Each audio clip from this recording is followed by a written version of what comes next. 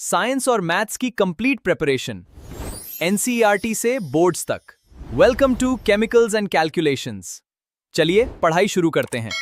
Hello everyone, so welcome to our next chapter of physics जिसका नाम है Describing Motion Around Us। ठीक है, तो नाम से ही आपको पता चल रहा होगा यहाँ पे हमें कुछ तो मोशंस के बारे में बात करना है। ठीक है, एक बार हम देख लेते हैं कंटेंट हमें क्या क्या इस चैप्टर में कवर करना है। सबसे पहले हमें मोशन, रेस्ट एंड ओरिजिन के कंसेप्ट के बारे में जानना है। नेक्स्ट हमारे पास स्केलर वर्सेस वेक्टर क्या होता है, फिर distance versus displacement, speed versus velocity. Then हमारे पास कुछ मोशंस होते हैं वो हमारे पास यूनिफॉर्म होते हैं, कुछ हमारे पास नॉन यूनिफॉर्म होते हैं। आप आगे जाके पढ़ेंगे what is meant by uniform and what is non uniform. Next आपके पास है एक्सेलरेशन, फिर हमारे पास इक्वेशंस पढ़नी है हमें, एंड हमारे पास लास्ट हमको यूनिफॉर्म सर्कुलर मोशन पढ़ना है। ठीक है, सो लेट्स बिगिन। सबसे पहले अगर आप देखें तो आपको मोशन से क्या समझ में आता है ना। तो मोशन क्या है, आप किसी भी चीज़ को अगर आप बोले कि व्हाट इज़ मोशन, तो क्या आप बोलेंगे कि जो वो डिस्टेंस कवर कर रहा है क्या मोशन वो है, क्या जो आप स्पीड बढ़ा रहे हैं क्या वो आपका मोशन है, जो आप एक्सेलरेट करते हैं ना गाड़ियों को, तो क्या what describe motion, is it acceleration, is it position, is it displacement और इज इट वेलोसिटी। इन तीनों में से क्या, कौन सी चीज़ आपके मोशन को रिप्रेजेंट करती है। तो इन तीनों में से आपकी ना तो एक्सेलरेशन मोशन को रिप्रेजेंट करती है, ना position displacement. What represent your motion is your velocity. मतलब किसी भी स्टेशनरी ऑब्जेक्ट के अंदर आप कितनी वेलोसिटी भर रहे हैं कि वो मूव करे, दैट इज़ व्हाट मोशन। ठीक है, आई होप आपको कुछ समझ में आया हो। उसके बाद मोशन ऐसा नहीं है कि आपके लिए एक नया कंसेप्ट है। मोशन आप अपने डेली लाइफ में भी देखते हैं, जैसे कि हमारे पास जो मैसिव एस्ट्रोनॉमिकल चीज़ें होती हैं, वहाँ से लेके हमारे पास सब एटॉमिक पार्टिकल्स है ना, जो आपके बड़े बड़े एरोप्लेन्स होते हैं, एंड जो हमारे पास एस्ट्रोनॉमिकल बड़े बड़े ऑब्जेक्ट्स होते हैं वो भी हमारे पास मूव कर रहे होते हैं। एंड अगर आप देखिए छोटे पार्टिकल्स, यानी जैसे आपने पढ़ा होगा इलेक्ट्रॉन्स के बारे में, तो आपके एटम्स में इलेक्ट्रॉन्स भी मूव कर रहे होते हैं। तो motion is independent of size है ना। मोशन हमारे पास चाहे ऑब्जेक्ट बड़ा हो या छोटा हो, हमें दोनों में देखने को मिल सकता है। उसके बाद अगर हम देखें नेक्स्ट, हमारे पास जो बटरफ्लाइज हैं, स्नेक्स हैं, फिर हॉर्सेस है, ये सारी चीज़ें हमारे पास नेचर में मोशन के एग्जाम्पल दे रखे हैं। ठीक है, अब अगर हम देखें तो यहाँ पे जो मोशन होता है वो हमारे पास दो चीज़ें यहाँ पे हमें देखनी होती है मोशन के लिए। सबसे पहले तो हमारे पास पोजीशन देखनी होती है, नेक्स्ट हमारे पास टाइम है ना। तो position with respect to time, मतलब फॉर अ गिवन टाइम जो हमारी पोजीशन है अगर वो चेंज हो रही है, like for a given time हमारे पास अगर हमने एक टाइम पीरियड फिक्स कर लिया और हम देख रहे हैं कि उस टाइम पीरियड में हमारे पास पोजीशन चेंज हो रही है, तो that is what motion. Rest हमारे पास होता है कि जो पोजीशन होती है वो टाइम के रिस्पेक्ट में चेंज नहीं करती, मतलब कि आपका जो टाइम है वो बढ़ता जा रहा है बट जो ऑब्जेक्ट है उसकी पोजीशन स्टेशनरी है। So this is what rest. Next देखिए आपको यहाँ पे जो पढ़ना है, जो मोशन है, यहाँ तो हम सिर्फ इसको ओनली वर्ड्स में नहीं पढ़ सकते हैं ना। दिस इज़ नॉट बायो कि हम यहाँ पे सिर्फ वर्ड्स यूज़ करें एंड फैक्ट्स बोले। यहाँ पे हमें कुछ नंबर्स, कुछ इक्वेशंस एंड कुछ ग्राफ का यूज़ करके मोशंस को इन ब्रीफ में पढ़ना है। ठीक है, अब देखिए सबसे पहले हमारे पास मोशन इन स्ट्रेट लाइन। तो ये स्ट्रेट लाइन क्या है, क्या मोशन उल्टे लाइन का भी होता है, स्ट्रेट लाइन यानी उसका उल्टा भी होता है क्या। तो हाँ, जो हमारे पास मोशंस होते हैं that are of two type, right. एक होता है हमारे पास 1D which is straight line, और एक होता है 2D। 2D यानी कि स्ट्रेट लाइन जो कि नहीं है ना। जैसे मान लो कि अगर तुमने एक रास्ता चुना, ठीक है, जैसे कि स्विमिंग है, ठीक है, अब तुम्हारे पास ये स्विमिंग का एग्जांपल ले लो। यहाँ पे इस आदमी ने यहाँ पे अपना स्विमिंग स्टार्ट किया, अब वो यहाँ से लेके यहाँ तक सीधा चला गया एंड पॉइंट तक। तो उसने कैसा मोशन कैरी किया, स्ट्रेट लाइन मोशन कैरी किया। क्या उसने अपनी डायरेक्शन चेंज करी, नहीं। क्या उसने यू टर्न लिया, नहीं। तो ऐसा मोशन जिसमें जो मोशन होता है without U turn straight line में चलता चला जाता है, that motion is what 1D motion या फिर स्ट्रेट लाइन मोशन। सिमिलरली जब आप गाड़ियाँ चलाते हैं रोड पे, तो जो आपकी गाड़ी होती है कैसा होता है, चलते चलते एकदम से आपने पीछे घुमा लिया, मतलब होता है जब आपको कहीं और जाना हो। बट अगर हम देखें गाड़ी अगर आपकी सीधी रोड पे चल रही है, that is also what straight line motion. ठीक है, तो यही आपका दिया है, car moving along straight line, swimming race, this is all what आपके स्ट्रेट लाइन मोशन। और भी आपके एग्जाम्पल है, जैसे कि आपका ये बॉल है, आपने इसको ऊपर फेंका है ना, उसके बाद ये ट्रेन आपकी ट्रैक पे चल रही है, this is all example of straight line motion. अब नेक्स्ट हमारे पास देखें तो अगर आपको डेफिनेशन, तो डेफिनेशन तो सिंपल है कि motion along in straight line is what straight line motion, और ये हमारे पास सबसे सिंपल काइंड का क्या है, मोशन है। अगर अब हम नेक्स्ट टॉपिक की बात करें विच इज़ डिस्क्राइबिंग पोजीशन, ठीक है, तो हमें ये बहुत इंपॉर्टेंट टर्म है ना, कि हम पोजीशन बता रहे हैं, बट हम पोजीशन कहाँ से बता रहे हैं, हमारे पास कुछ एक रेफरेंस तो होना चाहिए ना। तो पोजीशन पढ़ने से पहले किसी भी ऑब्जेक्ट का, उससे भी जो इंपॉर्टेंट चीज़ होती है that is what reference point. ठीक है, रेफरेंस पॉइंट मतलब वो पोजीशन जहाँ से हम मोशन को देख रहे हैं या फिर जहाँ से हम पोजीशन को ऑब्जर्व कर रहे हैं। ठीक है, जैसे मान लो कि तुम्हारे पास यहाँ पे कोई एक पर्सन खड़ा है, ठीक है, जो कि कंटिन्यूसली मूव कर रहा है। ठीक है, अब तुमने क्या करा, यहाँ पे एक और को बैठा दिया ऑब्जर्व करने के लिए, और एक को तुमने यहाँ पे बैठा दिया ऑब्जर्व करने के लिए। अब जब ये पर्सन मूव करेगा आगे, जब ये पर्सन आगे को मूव करेगा, तो इसके लिए तो ये काफ़ी इस डिस्टेंस पे है, तो इसको तो लगेगा कि ये बहुत बहुत बहुत दूर जा रहा है ना। बट अगर तुम देखो यहाँ पे इस पर्सन के लिए, तो इसको लगेगा ये तो मेरे पास ही आ रहा है, राइट। तो फॉर अ पर्सन ए, तो लेट्स नेम देम, है ना, लेट्स नेम देम। तो मान लीजिए ये आपके पास ए पर्सन है, ये बी पर्सन है, एंड ये सी पर्सन है। ठीक है, तो अगर आप देखें तो जो आपका सी पर्सन है, अगर वो आगे जा रहा है, तो with respect to A person हमारे पास ये तो ए से दूर जा रहा है, right. But with respect to B person ये उसके पास आ रहा है। ठीक है, तो हमारे पास क्या यहाँ पे डिफर किया कि हम देख कहाँ से रहे। अगर हम ए के रिस्पेक्ट में देखेंगे तो सी दूर जा रहा है, बट अगर हम बी के रिस्पेक्ट में देखेंगे तो सी पास आ रहा है, राइट। तो यही होता है हमारे पास reference point in simple terms, और कुछ भी नहीं। ठीक है, रेफरेंस पॉइंट बोल लीजिए या फिर ओरिजिन बोल लीजिए, जहाँ से आपने चीज़ें स्टार्ट करी है देखना।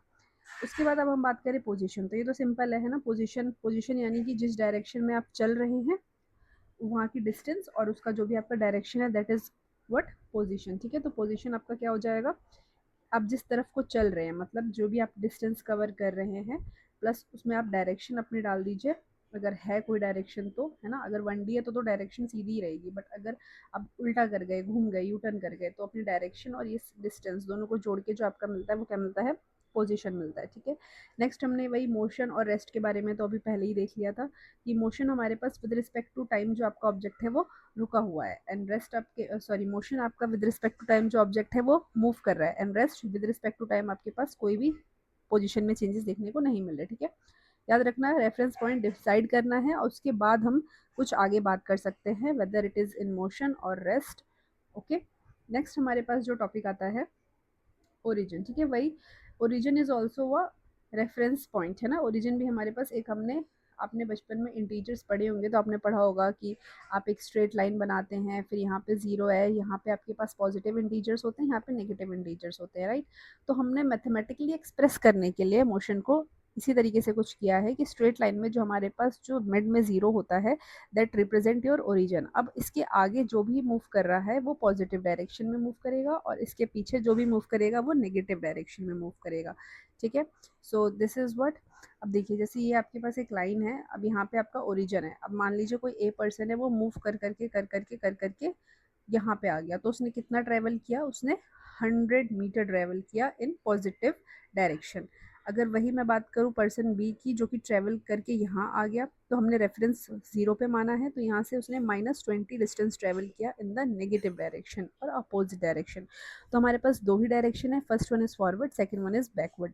फॉरवर्ड रिप्रेजेंट हम करेंगे with the sign of plus, and backward हम रिप्रेजेंट करेंगे with the sign of negative. ठीक है, नेक्स्ट हमारे पास है वही सारी चीज़ें की पोजीशन जो हमारे पास, अगर हम जीरो के पोजीशन अगर हम जीरो के राइट में लेते हैं तो that is considered as positive, and अगर हम लेफ्ट हैंड में लेते हैं जीरो से तो वो नेगेटिव कंसीडर करते हैं। ठीक है, अब यहाँ पे एक छोटा सा नोट दिया हुआ है, इस नोट के बारे में देखिए क्या है। दो तरीके के हमारे पास टाइम इंटरवल होते हैं। ठीक है, एक होता है हमारे पास इंस्टेंट और एक होता है इन अ टाइम इंटरवल। ठीक है, जैसे मान लो कि आप कहीं जा रहे हो, ठीक है, उसके बाद आपसे कोई पूछ रहा है एग्जैक्ट लाइक टाइम, आपको कोई देता है कि 11:34 AM पे आप कहाँ पे हो, कौन सा आपका स्टॉप है, क्या पोजीशन है। तो आप क्या बोलेंगे कि आप जिस भी स्टॉप पे होंगे, लेट सपोज आप मान लीजिए सरिता विहार में है। ठीक है, सरिता विहार आपका एक स्टॉप है दिल्ली में, तो आप मान लीजिए सरिता विहार में, तो आप उनको इंस्टेंटली बताएंगे कि आपकी पोजीशन सरिता विहार की है, इंस्टेंट टाइम से आपने इंस्टेंट पोजीशन बताई। बट अगर हम आपसे बोले फॉर अ टाइम इंटरवल यानी कि बड़ा टाइम गैप लेके, राइट। जैसे कि मान लीजिए आपने विद इन 1 आवर की बात कर ली कि अब इस 1 घंटे में आप कहाँ हैं, तो आप क्या बोलेंगे, क्या आप सरिता विहार बोलेंगे? नहीं, उस 1 घंटे में तो आपने बहुत सारी पोजीशन कवर करी होगी, तो आप उस एवरेज ड्यूरेशन का जो भी आपका पोजीशन होगा आप वो बताएंगे। ठीक है, तो इट इज़ इम्पॉर्टेंट कि आपसे वो कहाँ का पूछ रहा है, is it the instant time interval और it is a time interval, ठीक है। हमारे पास दोनों में डिफरेंट रीडिंग्स आती हैं जो भी हम स्टडी करेंगे, ठीक है। अब देखिए आपके पास नेक्स्ट टॉपिक आता है डिस्टेंस ट्रेवल एंड डिस्प्लेसमेंट, ठीक है। तो एक बार हम इसको यहाँ देख लेते हैं। सबसे पहले हमारे पास डिस्टेंस एंड डिस्प्लेसमेंट, इन दोनों में बहुत डिफरेंस है। इससे पहले अगर आपको एक और चीज़ मैंने बोली थी बताने के लिए, which is scalar versus vector, तो उसको देख लेते हैं यहाँ पे छोटा सा। स्केलर एंड एक होता है हमारे पास वेक्टर क्वांटिटी। तो जो स्केलर क्वांटिटी होता है ये हमारे पास सिर्फ और सिर्फ मैग्नीट्यूड होता है। यहाँ पे क्या होता है, मैग्नीट्यूड ओनली, ठीक है। मैग्नीट्यूड क्या होता है, मैग्नीट्यूड आपकी न्यूमेरिकल वैल्यू होती है, ठीक है। उसके बाद अगर हम वेक्टर की बात करें तो यहाँ पे हमारे पास मैग्नीट्यूड भी होता है प्लस हमारे पास डायरेक्शन भी होती है या फिर साइंस भी होते हैं, ठीक है। उसके बाद हमारे पास जो स्केलर क्वांटिटी होती है they can not be what, उसके बाद हमारे पास जो स्केलर क्वांटिटी होती है they can not be zero और नेगेटिव, ठीक है। तो कैन नॉट बी नेगेटिव और ज़ीरो। उसके बाद vector quantity they can be zero और नेगेटिव, ठीक है। अभी कैसे होता है तो मैं आपको बताती हूँ। सबसे पहले तो मैग्नीट्यूड ओनली, जैसे मान लीजिए आपके पास 5 कोई नंबर लिखा है तो ये जो न्यूमेरिकल वैल्यू है ना 5, this is your magnitude. But अगर मैंने इसके आगे साइन लगा दिया, 5 के आगे अगर मैंने पॉजिटिव का साइन लगा दिया तो इट इंडिकेट्स कि ये पॉजिटिव इंटीजर। अगर मैंने 5 के आगे नेगेटिव साइन लगे थे तो इट इंडिकेट्स ये नेगेटिव इंटीजर है। एंड हमने साइन कन्वेंशन अभी अभी पढ़ा है कि पॉजिटिव मीन्स की forward direction and negative means की बैकवर्ड डायरेक्शन, राइट। तो जो वेक्टर होता है हमारे पास वो हमारे पास रिप्रेजेंट करता है for magnitude and direction both, ठीक है, कि जो हमारे पास मोशन है वो फॉरवर्ड या backward. This is vector and this is scalar. Since हमारे पास जो स्केलर क्वांटिटी होता है उसके पास कोई डायरेक्शन नहीं होती है, तो आप जिधर भी चले कहीं भी घूम फिर ले, है ना, कहीं पे भी घूम फिर ले, उसके पास कोई डायरेक्शन ही नहीं है। वो हमेशा कैसा रहेगा, इन नंबर रहेगा ओनली। तो आप उसको क्या करेंगे, हमेशा एडिटिव रहेगा वो नेचर में, और वो कभी भी नेगेटिव नहीं हो पाएगा और जीरो नहीं हो पाएगा।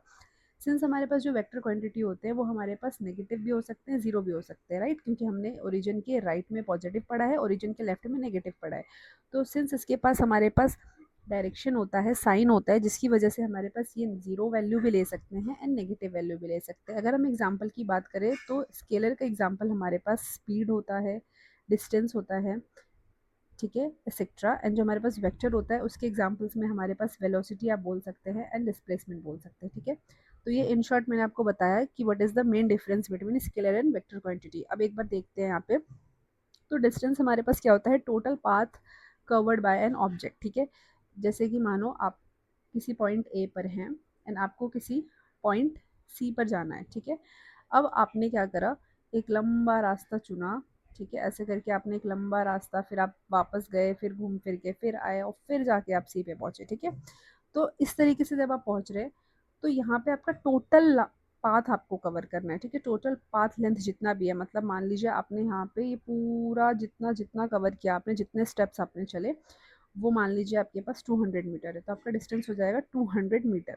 बट वही अगर हम बात करें डिस्प्लेसमेंट की, तो ये हमारे पास नेट चेंज इन पोजीशन, यहाँ पे हम पोजीशन की बात करते हैं, यहाँ पे हम पाथ की बात नहीं करते, यहाँ पे हमें पाथ से फर्क नहीं पड़ता, ठीक है। यहाँ पे हमें सिर्फ और सिर्फ फाइनल और इनिशियल पोजीशन, जैसे मान लीजिए आपने मोशन ए से स्टार्ट किया और आप सी पे पहुंचे, तो इनिशियल एंड फाइनल पोजीशन के बीच का जो शॉर्टेड डिस्टेंस है दैट इज व्हाट डिस्प्लेसमेंट। तो डिस्प्लेसमेंट आपका क्या हो जाएगा, 150 लेट सपोज हो गया, है ना। तो ये हो गया आपका डिस्प्लेसमेंट। आई होप आपको ये क्लियर है कि what is the difference between displacement and, I hope आपको ये क्लियर है what is the, I hope आपको ये क्लियर है what is the difference between distance and displacement, ठीक है। तो यहाँ पे आप टोटल पाथ लेंथ लेंगे एंड यहाँ पे आप ओनली चेंज इन पोजीशन लेंगे कि इनिशियल एंड फाइनल में क्या चेंज आ रहा है। यहाँ पे आप न्यूमेरिकल वैल्यू कंसीडर करेंगे, जिसके पास कोई डायरेक्शन नहीं होता है ना, तो हमेशा क्या होगा, ऐड होगा। उसके बाद यहाँ पे आपके पास डायरेक्शन एंड मैग्नीट्यूड दोनों ही कंसीडर करा जाएगा, ठीक है। अगर हम बात करें मैग्नीट्यूड, तो मैग्नीट्यूड यानी कि आपने ए पोजीशन से बी पोजीशन के बीच में जो भी डिस्टेंस ट्रेवल किया that is your magnitude. Direction की बात करें तो अगर आप राइट में गए तो पॉजिटिव एंड अगर आप लेफ्ट में आ गए यू टर्न लेके तो आप नेगेटिव कर देंगे उसको, ठीक है। So that is your direction. Displacement is what, final position से इनिशियल पोजीशन सब्ट्रैक्ट कर दीजिए। यहाँ पे ये ऑलवेज एडिटिव होते हैं, यहाँ पे हम सब्ट्रैक्ट कुछ भी नहीं करते हैं ना, क्योंकि ये हमारे पास नेगेटिव होते ही नहीं है, तो इसलिए हम ये हमेशा ऐड करते हैं। जैसे मान लीजिए कोई एथलीट है, ओ से ए गया और फिर बी आ गया, तो हमारे पास ओ ए 100 था और ए बी हमारे पास 60 था, तो कितना हो गया, 160 सेंटीमीटर, ठीक है। नेक्स्ट यहाँ पे आपकी बुक का ही एग्जाम्पल है, जैसे मान लीजिए फॉर अ गिवन टाइम हमने t इज इक्वल टू 0 पे पोजीशन देखी तो 0 थी, फिर हमने t इज इक्वल्स टू 4 पे पोजीशन देखी तो 40 मीटर थी, फिर हमने t इज इक्वल टू 10 जब करा तो हमारे पास पोजीशन 100 मीटर थी, ठीक है। तो अगर आपसे आप पूछे कि t इज इक्वल्स टू 16 है ना, यहाँ पे आपसे बोला गया है कि सबसे पहले तो आपको क्या करना है, 0 से स्टार्ट करना है, फिर उसके बाद 4 सेकंड पे पार्टिकल बी पे है, 10 सेकंड पे पार्टिकल ए पे है, और उसके बाद फिर पार्टिकल इस तरीके का मोशन करके वापस यू टर्न लेके बी पे आता है, राइट।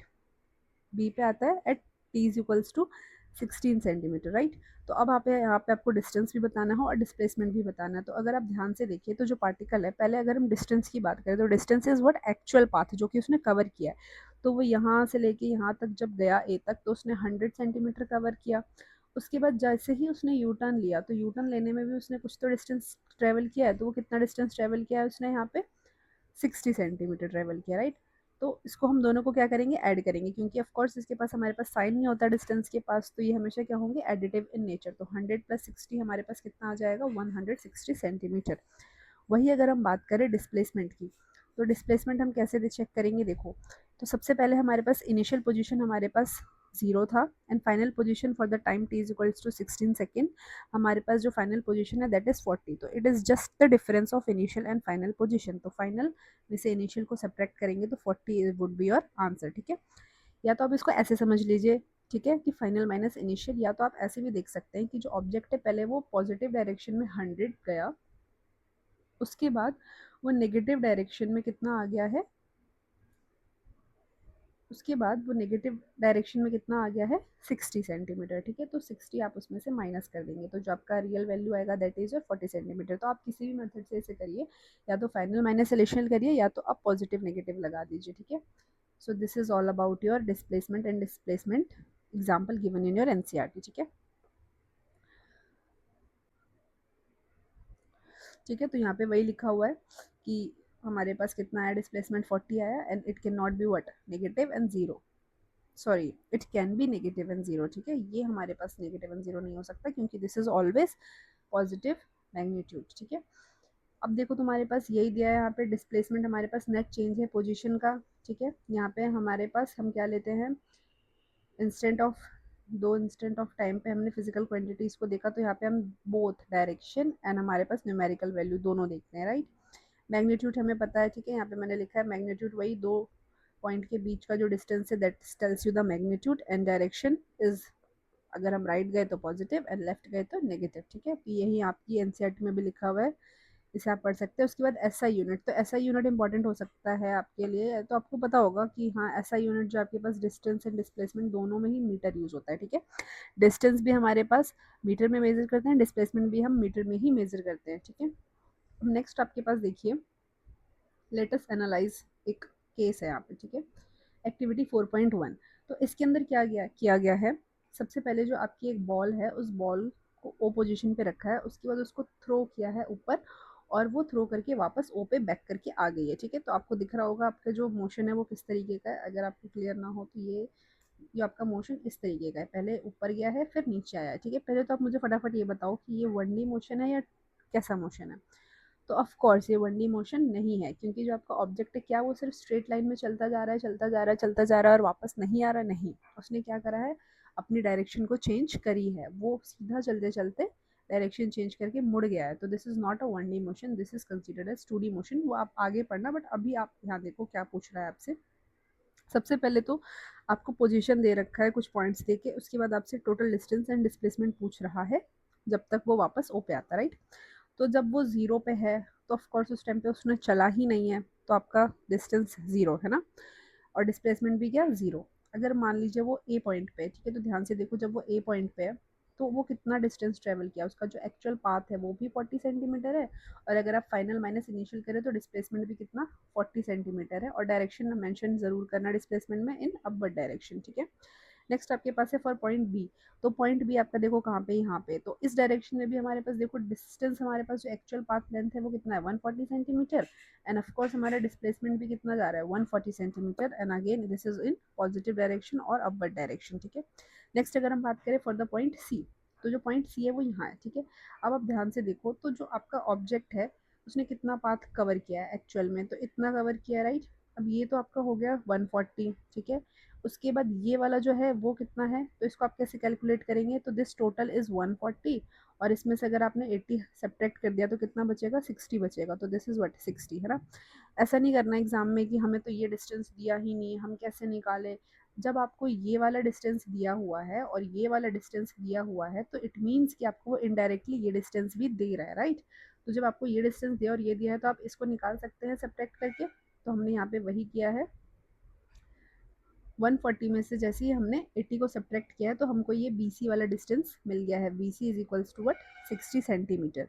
अब उसके बाद ऐड कर लीजिए जो आपका टोटल पाथ उसने कवर किया है यहाँ से यहाँ तक, तो 140 plus 60 centimetre which is equals to 200 centimetre is the distance. अगर हम बात करें डिस्प्लेसमेंट, तो डिस्प्लेसमेंट ऑफकोर्स हमारे पास फाइनल माइनस इनिशियल पोजीशन, तो final position is C and initial is this. तो जब आप इन दोनों को माइनस करें तो this is 80 and this is 0, तो कितना आएगा हमारे पास 80 सेंटीमीटर, ठीक है। कोई भी कंफ्यूज तो नहीं है, हमें बस इनिशियल और फाइनल का डिफरेंस चेक करना है, ठीक है। और अगर मैंने दूसरा मेथड बताया था ऐसा ना समझ में आए तो ये जो है ये आपका पॉजिटिव डायरेक्शन में है 140, और ये आपका नेगेटिव डायरेक्शन में कितना आ रहा है 60। जब आप इसको सब्ट्रैक्ट करेंगे तो 80 मीटर, राइट, सेंटीमीटर में है, ओके।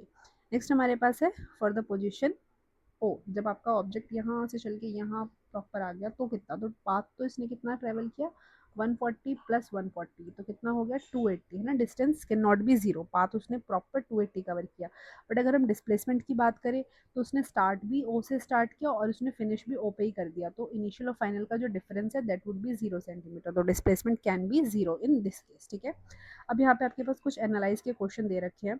सबसे पहले तो यहाँ से आपसे पूछ रहा है कि what is true about displacement, तो इट इज़ नेवर जीरो, तो रॉन्ग ऑफकोर्स। हमने देखा अभी जब आप इनिशियल जहाँ से शुरू करते हैं वहीं फाइनली आ जाते हैं, तो जो आपका डिस्प्लेसमेंट है वो जीरो हो जाता है, राइट। अगर हम बात करें magnitude can be greater than the total distance travel, तो ऑफकोर्स ऐसा नहीं हो सकता है ना, क्योंकि जो डिस्टेंस होता है वो तो आपके पास एक्चुअल पाथ लेंथ कवर होता है ना, वो हमेशा एडिटिव इन नेचर होता है। बट डिस्प्लेसमेंट जो होता है वो हमारे पास नेगेटिव भी हो सकता है, जिसकी वजह से उसकी वैल्यू कुछ ना कुछ कम आएगी एज कम्पेयर टू डिस्टेंस। या तो इक्वल हो सकती है अगर हम 1D मोशन कर रहे हैं तो डिस्टेंस डिस्प्लेसमेंट, बट अगर 2D मोशन कर रहे हैं या फिर कैसा भी आर्बिट्री मोशन कर रहे हैं तो हमारा डिस्प्लेसमेंट ऑलवेज कैसा रहेगा, छोटा रहेगा एज कम्पेयर टू डिस्टेंस, क्योंकि हम डिस्प्लेसमेंट में एक्चुअल पाथ नहीं ले रहे होते हैं। अगर हम बात करें तो इट इज़ लेस देन और इक्वल टू टोटल डिस्टेंस, तो हाँ जी ये बिल्कुल करेक्ट है। या तो जो आपका डिस्प्लेसमेंट है वो डिस्टेंस के इक्वल होगा फॉर द केस जब 1D मोशन हो, या तो वो आपका डिस्टेंस से छोटा होगा for the case any case. अगर हम बात करें तो magnitude is less than total distance travel in all cases, नहीं ऑल केसेस में ज़रूरी नहीं है, कुछ केसेस में हमारे पास वो इक्वल भी हो सकता है, लाइक 1D केसेस। नेक्स्ट देखिए आपके पास आपकी एनसीईआरटी में कुछ पॉज एंड पॉन्डर के क्वेश्चन है। तो सबसे पहला आपके पास दे रखा है कि in the example of athlete running back and fourth मतलब कि आगे जा रहा है फिर पीछे आ रहा है, आगे पीछे को बैक एंड फोर्थ कहते हैं, ठीक है, ऑन अ स्ट्रेट ट्रैक। तो when will be the displacement of athlete will be zero and what is the total distance in that case, है ना। तो आपको यहाँ पे फिगर 4.4 कंसीडर करना है, जो कि मैंने यहाँ पे प्ले लगा दिया है। तो देखो जैसे है आपका जो एथलीट है वो बैक एंड फोर्थ मोशन कर रहा है, मतलब पहले सीधा गया और फिर वापस उल्टा आ गया, ठीक है। हम इसको ड्रॉ कर लेते हैं, ऐसे गया और फिर घूम के वापस आ गया, तो क्या होगा हमारे पास डिस्प्लेसमेंट जीरो होगा। हमने अभी अभी पढ़ा था जब हमारे पास इनिशियल पोजीशन जहाँ से आपने स्टार्ट किया है एंड जहाँ आपने ख़त्म किया है वो दोनों पोजीशन सेम हो जाए, है ना, तभी तो आपका डिफरेंस फाइनल और इनिशियल का जीरो आएगा, है ना। तो इस केस में हमारे पास डिस्प्लेसमेंट क्या हो जाएगा, जीरो हो जाएगा। तो आपसे पूछा गया है कि कौन सा ऐसा पॉइंट है जहाँ पे आपका डिस्प्लेसमेंट है वो जीरो हो जाएगा, तो एट द पॉइंट ओ आपका डिस्प्लेसमेंट जीरो हो जाएगा जब वो वापस बैक एंड फोर्थ करके आएगा। उसके बाद इस केस में आपके पास डिस्टेंस कितना होगा, तो ऑफकोर्स जैसे ही वो एक बार ऐसे गया तो इसने एक्चुअल 100 सेंटीमीटर कवर किया, अब वो वापस यू टर्न लेके आया तो उसने अगेन कितना कवर किया 100 सेंटीमीटर। डायरेक्शन हम नहीं करेंगे, है ना, ऐसा मत करना कि 100 आगे और 100 पीछे कर दिया, इसको पॉजिटिव इसको नेगेटिव और कैंसिल करके जीरो कर दिया डिस्टेंस, नहीं, distance is actual path covered, तो वो कभी भी नेगेटिव नहीं होगा, वो आगे भी 100 एंड पीछे भी 100 और दोनों को ऐड करेंगे तो कितना हो जाएगा 200 सेंटीमीटर। तो यहाँ पे आप डिस्प्लेसमेंट को लिख सकते हैं, जीरो कब होगा एट ओ एंड जो डिस्टेंस होगा वो कितना होगा in that case 200 metre. Next question आपके पास है कि कोई फ्यूल है जिससे आपकी गाड़ी चल रही है, तो फ्यूल किस चीज़ पे डिपेंड करता है? Is it depend on distance और डिस्प्लेसमेंट? तो ऑफ कोर्स आपका जो फ्यूल है वो किस पे डिपेंड करेगा? डिस्टेंस पे डिपेंड करेगा, क्योंकि डिस्प्लेसमेंट एक मनगढ़ंत कहानी है ना? मतलब कि इनिशियल और फाइनल पोजीशन के बीच का आपने शॉर्टर डिस्टेंस देख लिया और आपने बोल दिया डिस्प्लेसमेंट है, पर जो आपकी गाड़ी है वो तो एक्चुअल में चल रही है ना, फ्यूल तो एक्चुअल कंज्यूम हो रहा है आपका, तो जो फ्यूल है उसके कंजम्पशन में आपका डिस्टेंस का रोल होगा, है ना, कि आपने कितने टेढ़े मेढ़े रास्ते लिए हैं उस डेस्टिनेशन में पहुंचने में, है ना। डिस्टेंस इज लाइक जो भी आपकी स्ट्रगल्स है ना, जो भी आपने अपनी डेस्टिनेशन रखी है, गोल रखा है, वहां तक पहुंचने के लिए जो भी आपने रात दिन की स्ट्रगल किया, that is your distance. But displacement is जो कि बाहर वालों को दिख रहा है कि आपने स्टार्ट किया और यहाँ पे एंड कर दिया, तो this is your displacement. Displacement is एक मनगढ़ंत कहानी, है ना, जो कि हमारे पास इनिशियल और फाइनल को ही देखती है बस। और displacement is all the struggle in between. तो जो फ्यूल है वो किस पे डिपेंड करेगा? जो आपकी एनर्जी है वो कहाँ जा रही है? वो डिस्टेंस में ही तो जा रही है, तो distance is the accurate answer. Next आपके पास एक दे रखा है, एक रोल डाउन एग्जाम्पल दे रखा है ऑन इंक्लाइन प्लेन। तो एक इंक्लाइन प्लेन पे आपके क्या कर रखा है, एक बॉल को रोल डाउन करना है, ठीक है, from the position O to D, उसको रोल डाउन करना है। तो पहले तो ये बताओ कि ये किस तरीके का मोशन है, इज इट अ 1D और is it a 2D motion? तो of course it is a 1D motion, क्योंकि हमारे पास कोई यूटर्न नहीं है ना, ग्रेविटी की वजह से तो वो नीचे जा ही रहा है ना। उसके बाद क्या वो वापस ऊपर रोल अप कर जाएगा? नहीं करेगा ना, तो it is a 1D type motion. तो यहाँ पे यही पूछा गया है कि पहले तो ये किस तरीके का मोशन है, तो it is a straight line motion, ठीक है, yes it is a straight line motion. उसके बाद यहाँ पे आपसे पूछा गया है कि are the value of distance travel and magnitude of displacement from O are equal at A B C D. तो आपने जो यहाँ पे पूछा है कि जब ये आपका मोशन हो रहा है फ्रॉम ओ टू डी, तो क्या आपके पास जो डिस्टेंस और डिस्प्लेसमेंट है उनके मैग्नीट्यूड इक्वल है at different position like A B C D? तो यस, इसका आंसर भी आपके पास क्या है, यस। तो दोनों ही क्वेश्चन जो आपसे यहाँ पे पूछे गए हैं, तो yes it is a straight line motion and yes हमारे पास distance and displacement at all position equal है, क्योंकि हमारे पास कोई यूटर्न तो है नहीं जो हमारे पास नेगेटिव हो जाएगी वैल्यू, है ना। तो डिस्टेंस भी हमारे पास, एक्चुअल पाथ भी वही है और हमारे पास डिस्प्लेसमेंट भी वही है। So this is done. अब देखिए हमारे पास कुछ क्वेश्चंस मैं और लेके आई हूँ जो कि आपके इस टॉपिक से आ सकते हैं आपके एग्जाम्स में। तो सबसे पहले तो आपसे आ सकता है कि डिफाइन डिस्टेंस एंड डिस्प्लेसमेंट। तो ये हमने अभी अभी करा था यहाँ पे, डिफाइन डिस्प्लेस एंड डिस्प्लेसमेंट। तो ये कुछ पॉइंट्स हैं, इनको आप पढ़ के जाना। ये बहुत ज़्यादा रिपीट होता है कि डिफरेंशिएट करो, डिफाइन करो, है ना। तो ये दोनों क्वेश्चन मैंने ऊपर करा दिए हैं। नेक्स्ट देखो आपके पास, can distance and displacement be equal, explain with example. तो ऑफकोर्स, तो आप इसका आंसर क्या लिखेंगे? तो आप इसका आंसर क्या लिखने वाले हैं कि yes displacement and distance can be equal, and distance can be equal when motion is in straight line.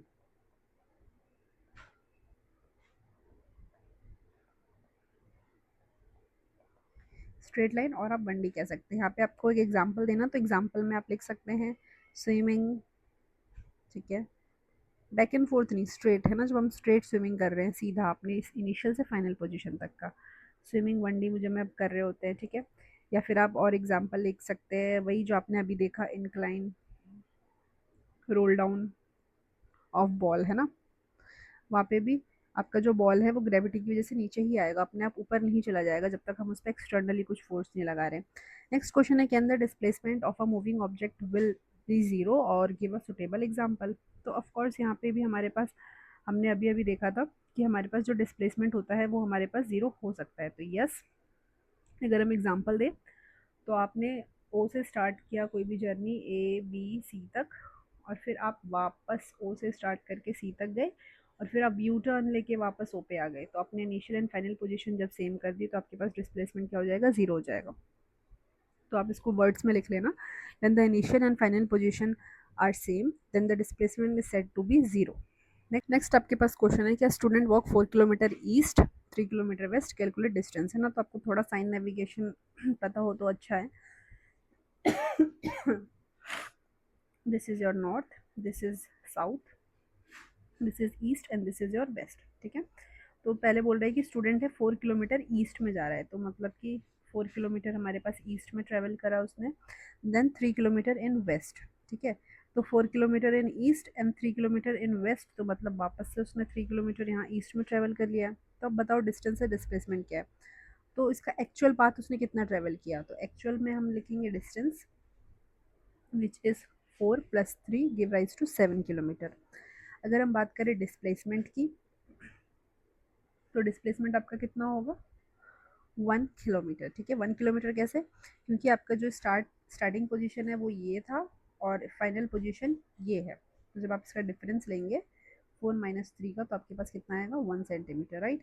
आप इसको ऐसे भी देख सकते हो कि लेट सपोज 4 पॉजिटिव डायरेक्शन में गया और यू टर्न लेने के बाद -3 डायरेक्शन, तो जब आप इसको आप सब्ट्रैक्ट करेंगे तो कितना आएगा आपका answer 1 kilometre. So that's it for the video, मिलते हैं नेक्स्ट वीडियो में। Thank you. अगर वीडियो पसंद आई हो तो लाइक करो, शेयर करो और चैनल को सब्सक्राइब करना मत भूलना। मिलते हैं अगले लेक्चर में। Keep learning with chemicals and calculations.